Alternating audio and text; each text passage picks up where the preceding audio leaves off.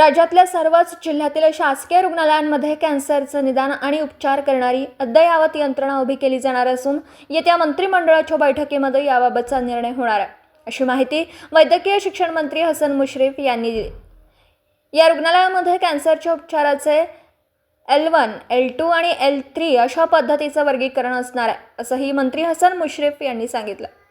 सांगली जिल्ह्यातील मिरज शासकीय वैद्यकीय महाविद्यालय आणि रुग्णालयामधील शस्त्रक्रियागृह, फेज 2 ग्रंथालय आणि DSA मशीन याचे लोकार्पण वैद्यकीय शिक्षण मंत्री हसन मुश्रीफ यांच्या हस्ते करण्यात आलं।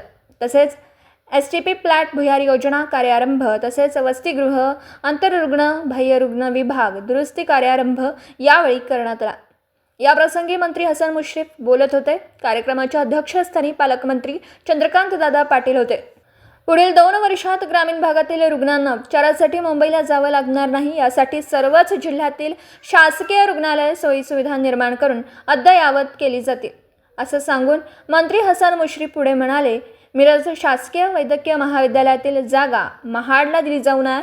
वैद्यकीय महाविद्यालय आणि रुग्णालयासाठी ही जागा उपलब्ध राहावी, याबाबत जिल्हाधिकाऱ्यांना सांगण्यात आलं, अशी माहिती मुश्रीफ यांनी यावेळी दिली।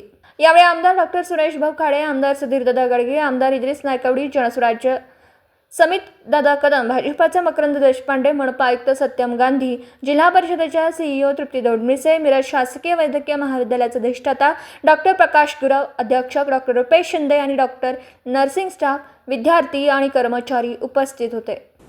दिवसभरातील घडामोडींचा आढावा घेण्यासाठी पाहत रहा N24 मराठी न्यूज चॅनल।